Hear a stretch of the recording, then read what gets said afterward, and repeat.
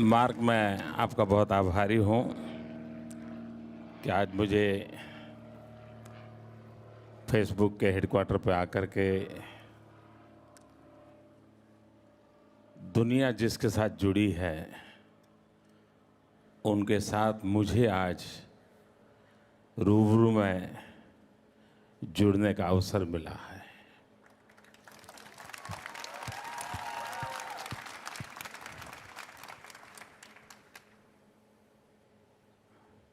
विज्ञान और आध्यात्म का नाता ऐसा हो भी सकता है, वो शायद मार्क ने आज न बताया होता तो दुनिया को पता नहीं चलता।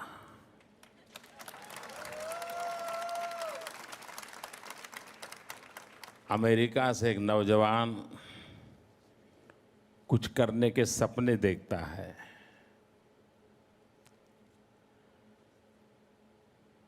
और विज्ञान की दुनिया में जिसने सफलता पाई है, वैसे उसके गुरु उसे कहते हैं कुछ भी करने से पहले हिंदुस्तान जाओ, वहाँ किसी टेम्पल में जाओ और वहाँ जाकर के तुम अपनी बात बताओ, तुम्हें रास्ता मिल जाएगा।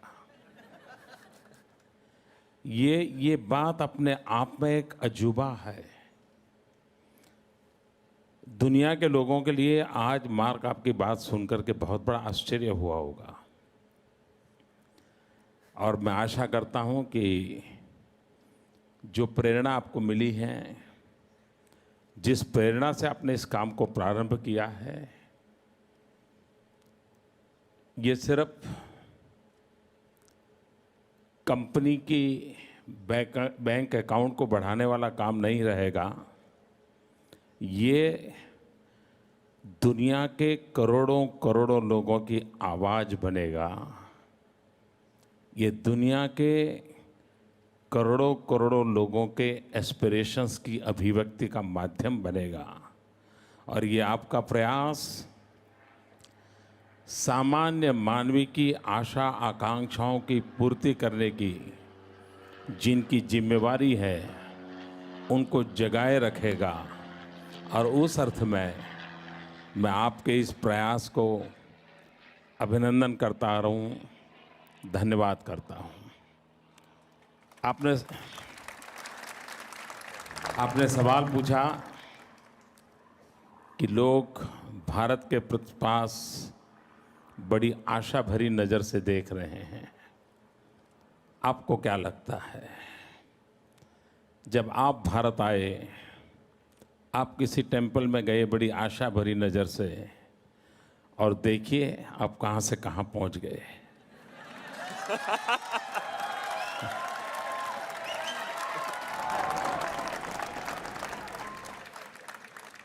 आपका अनुभव कहता है कि जो भारत से आशा अपेक्षाएं हैं,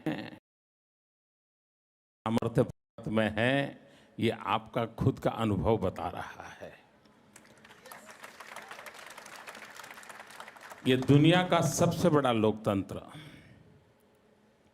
अगर आर्थिक नजरिए से देखा जाए, चाहे वर्ल्ड बैंक हो, IMF हो, दुनिया की सारी रेटिंग एजेंसीज हो, एक स्वर से सब लोग कह रहे हैं कि आज विश्व के बड़े देशों की फास्टेस्ट ग्रोइंग इकोनॉमी अगर कोई है तो वो है भारत।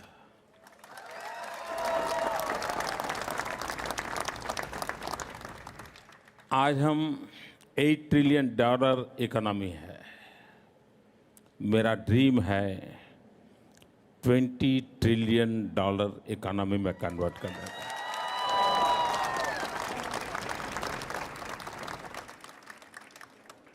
और उस काम को करना है मुझे, तो 3 बातों पर मैं बल दे रहा हूँ: agriculture sector, service sector and manufacturing sector.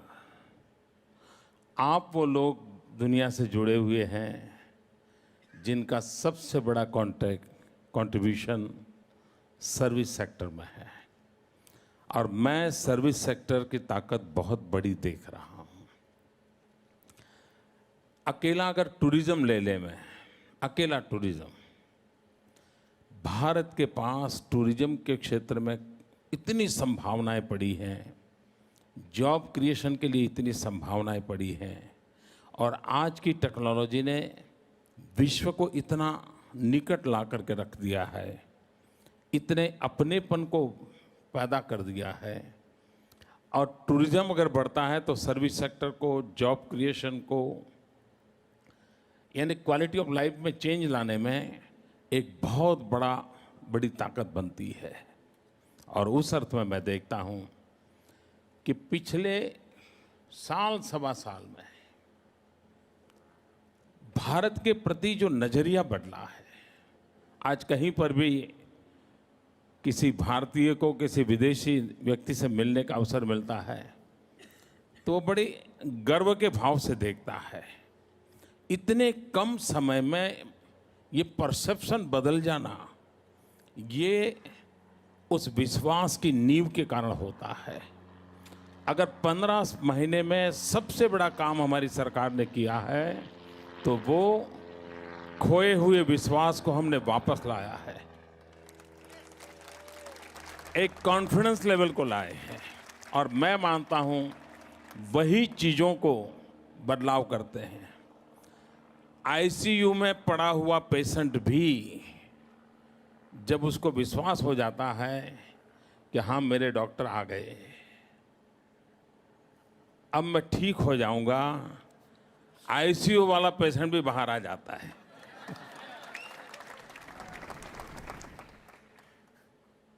Thank you. All right. So we have the first question from the thread. We received more than 40,000 comments and questions on our Facebook post about this town hall. So that's Wow. pretty incredible engagement. And several people have flown in today to ask their questions. But before we call them up, I actually am going to start with one for you. You were one of the early adopters of the internet and social media and Facebook. And did you at that point think that social media and the internet would become an important tool for governing and citizen engagement in foreign policy?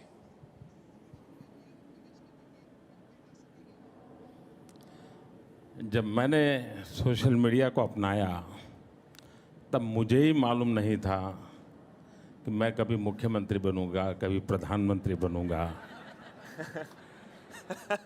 तो मैंने ये तो सोचा नहीं था कि social media का मुझे गवर्नेंस में भी काम आ सकता है।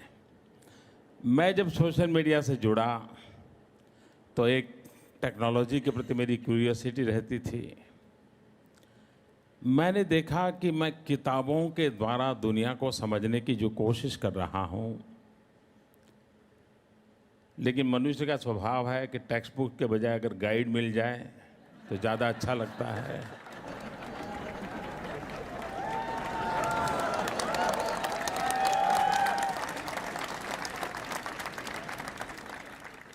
और गाइड से भी अगर कोई श्योर सजेशंस दे देता है तो और अच्छा लगता है।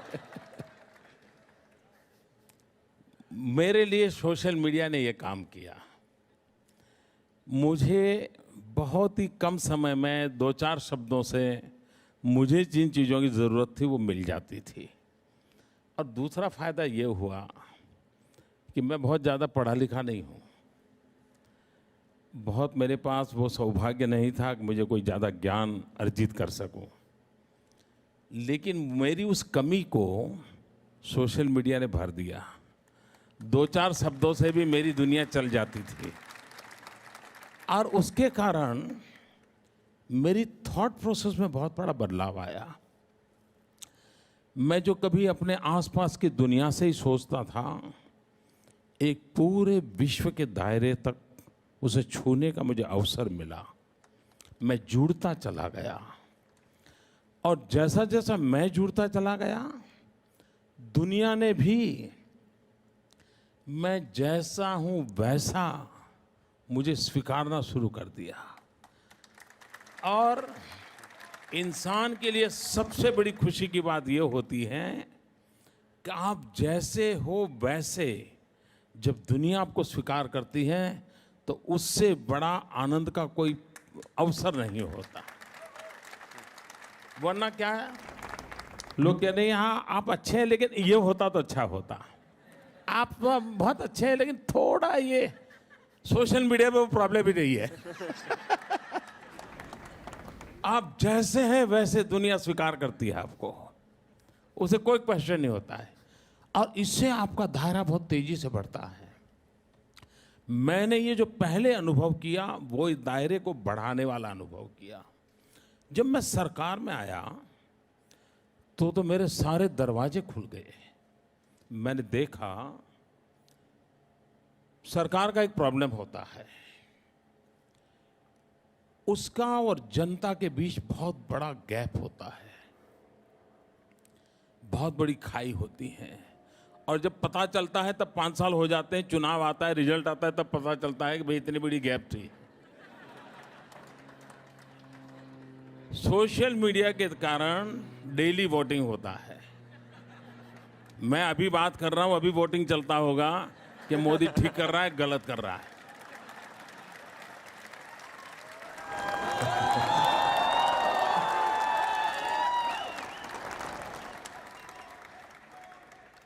आज सोशल मीडिया की ताकत है कि किसी भी सरकार को वो गलत करता है तो रोकता है, गलत करने से डरता है और गलती सुधारने का अवसर पहले 5 साल में एक बार चुनाव के बाद होता था, आज हर 5 मिनट के बाद होता है। मैं मानता हूं ये लोकतंत्र की बहुत बड़ी ताकत बन गया है और इसलिए मैं सभी राजनेताओं से, दुनिया के सभी राजनेताओं को सोशल मीडिया से भागने से कुछ होने वाला नहीं है। आप जुड़िए, आप उसको जानने की कोशिश कीजिए। अच्छी सरकार तब चलती है जब आपको इंफॉर्मेशन चैनल बहुत हो आपके और रियल टाइम इंफॉर्मेशन मिलती हो। सरकारों के पास पहले मैकेनिज्म था भी तो बड़ा स्लो था। कहीं पर कुछ हो जाता था तो 24 घंटे के बाद जब न्यूज़पेपर आता था तब पता चलता था यार वहाँ कहीं हुआ है। आज 24 सेकंड में पता चलता है कि दुनिया के उस कोने में ऐसा हुआ है। और इसलिए रियल टाइम इंफॉर्मेशन के लिए ये सबसे बड़ा सोर्स है। और अगर गवर्नमेंट जागरूक है, सतर्क है, कॉन्शियस है, तो रियल टाइम इंफॉर्मेशन से वो करेक्टिव मेजर्स ले सकते हैं, पॉलिसी फ्रेमवर्क बना सकते हैं और काम की गति को बहुत बढ़ा सकते हैं। और उस अर्थ में मैं देख रहा हूं कि सोशल मीडिया ने गवर्नेंस में बहुत बड़ा रोल प्ले किया है।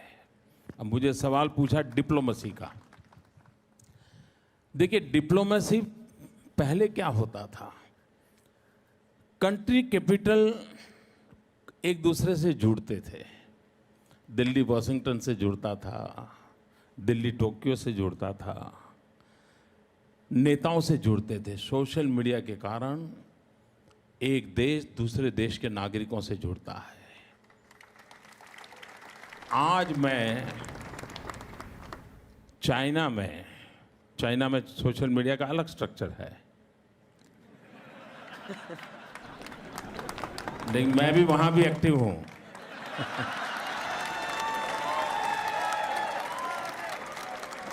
और मैं वहां चाइनीज लैंग्वेज में कम्युनिकेट करता हूं।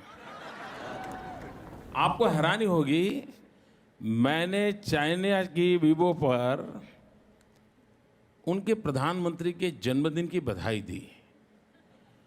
चाइना के नागरिकों के लिए उनके प्रधानमंत्री का जन्मदिन एक न्यूज़ थे और वो इतना वायरल हुआ था, पूरे चाइना में इतना वायरल हुआ था। अब ये डिप्लोमेसी का रूप कहां किसी ने कभी सोचा था, कभी नहीं सोचा था। मैंने इजराइल के प्राइम मिनिस्टर को